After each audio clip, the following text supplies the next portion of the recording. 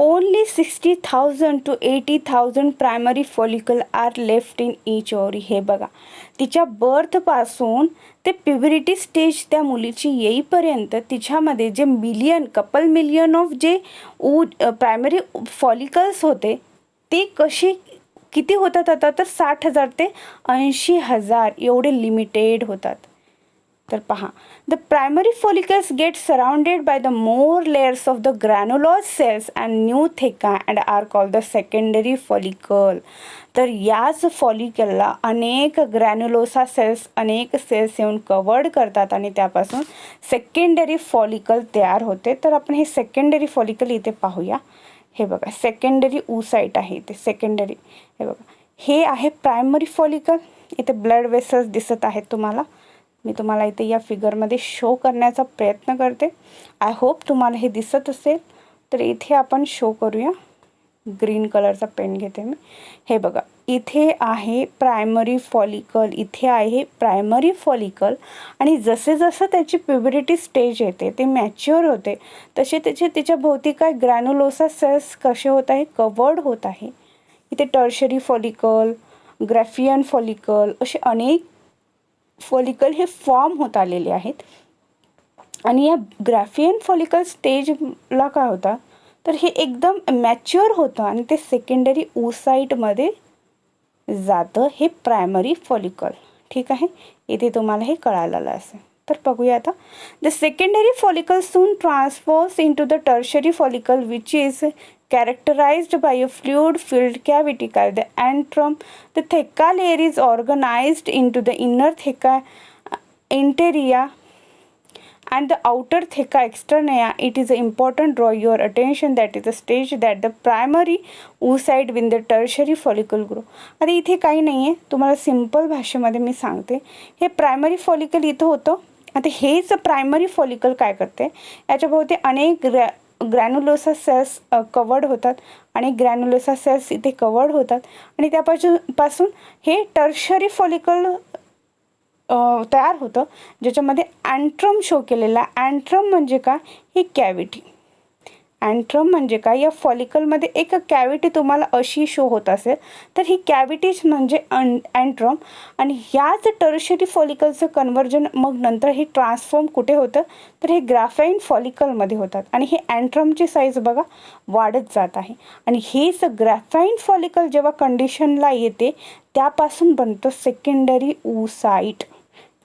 ठीक आहे, primary oocyteपासून secondary oocyte हे ग्राफाईन फॉलिकलच्या नंतर झालेली आहे, जिथे फॉर्मेशन ऑफ ओवम होत असतं. ठीक आहे, तर इथे पाहूया.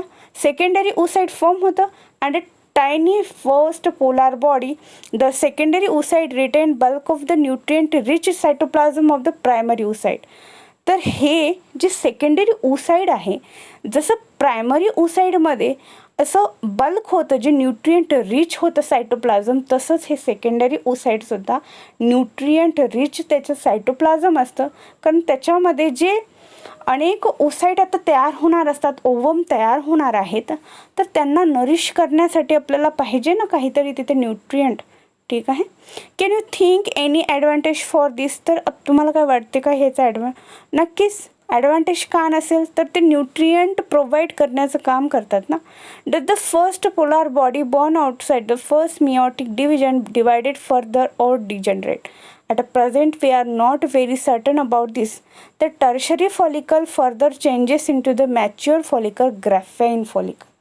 तर हे ग्राफाईन फॉलिकल अतिशय महत्त्वाचं आहे, कारण हे मॅच्युअर फॉलिकल आहे, ज्याच्यानंतरच आपल्याला इथे सेकंडरी oocyte दिसतं, जे की एकदम फुल्ली प्युबरिटी स्टेजमध्ये येतं. ठीक आहे, तर या सेकंडरी oocyteला मेम्ब्रेन कवर्ड आहे. तर या मेम्ब्रेनला म्हणतात झोना पेलुसिडा. तर या मेम्ब्रेनला काय म्हणायचं, सेकंडरी oocyteमध्ये जी मेम्ब्रेन कवर्ड आहे तिला झोना पेलुसिडा म्हणतात, जी सराउंड आहे. The graafian follicle now rupture and it release the secondary oocyte म्हणजेच ओवम. सेकंडरी oocyte म्हणजेच ओवम. हे पहा, हे रिलीज केलेलं आहे ओवम, जे की काय आहे, फिमेल गॅमेट आहे. हे ओवम आहे आणि हे काय आहे, फिमेल गॅमेट आहे. ठीक आहे. The graafian follicle now rupture to release the secondary oocyte and the from ovary by the process of ovulation. तर इथे ओवम फॉर्म होतं म्हणजेच ओव्युलेशन होतं. हे ग्राफाइन फॉलिकल हे मॅच्युअर फॉलिकल आहे. यातून सेकंडरी oocyte बाहेर पडतं आणि याच सेकंडरी oocyteमध्ये ओव्युलेशन होतं म्हणजेच ओवम फॉर्म होतं. ओवम म्हणजेच फिमेल गॅमेट. ठीक आहे. एवढं कळालं तुम्हाला. आय होप तुम्हाला इथपर्यंत कळालेलं असेल. तर पुढे जाऊया आपण. Can you identify the major difference between a spermatogonia and oogenesis. तर तुम्ही सांगू शकता का की एकदम जे मेजर डिफरन्स आहे स्पर्मॅटोजेनेसिस आणि oogenesisमधलं काय आहे. तर हे तुम्हाला सांगण्यासाठी अगोदर स्पर्मॅटोजेनेसिस टॉपिक क्लिअर करावा लागेल आणि नंतर oogenesis करावा लागेल. आणि तो क्लिअर झाल्यानंतर तुम्ही मला कमेंट सेक्शनमध्ये काय डिफरन्स आहे मेजर ते तुम्ही प्लीज मला सांगा. ठीक आहे. अ डायग्रामॅटिक रिप्रेझेंटेशन त्यांनी इथे दिलेले आहे स्पर्मॅटोजेनेसिस आणि oogenesisमध्ये, ज्यामध्ये तुम्हाला दिसेल की इथे आहे प्युबरिटी स्टेजला हे मेलमध्ये स्पर्मॅटोजेनेसिस होत आहे आणि फिमेलमध्ये oogenesis होत आहे. तर इथे हे पहा, oogonia, mitosis differentiation, primary oocyte, first meiotic division, secondary oocyte आणि ओवम फॉर्म झाले. आणि ही फेटल लाईफ जेव्हा ते आईच्या गर्भमध्ये असते तेव्हाच तिच्यामध्ये हे oogenesis झालेलं असतं. ठीक आहे. आणि इथे स्पर्मॅटोगोनिया आहे हे प्युबरिटी स्टेजला होत असतं. तर हाच एक मोठा डिफरन्स आहे. तरी तुम्हाला यामध्ये अजून काही कळालं नसेल तर तुम्ही कमेंट सेक्शनमध्ये मला नक्की विचारा. असेच व्हिडिओ लेक्चर्स तुम्हाला हवे आहेत अजून आणखी कोणत्या टॉपिकवरती तर ते तुम्ही कमेंट सेक्शनमध्ये नक्की टाका. व्हिडिओ लेक्चर आवडलं असल्यास लाईक करा, शेअर करा, सबस्क्राईब करा. Stay tune with me. Thank you so much.